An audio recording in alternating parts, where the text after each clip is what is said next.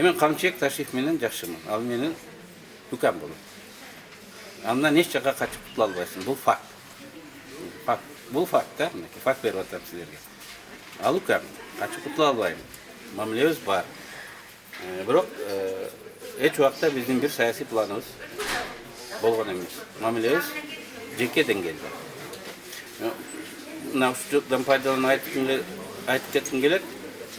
Камчы ушул мен түрмөдө жатканда дагы передача деп коет. Майда чүйдө түрмөгө киргизип, үй-бүлөмдү колдоп, сүйлөп турган. Өз пикирин жашыбай, асалык малынын каражаттары дагы айтып турган. Мен ага терең ыраазымын, рахмат айтам. Аны менен жолугушуп турат.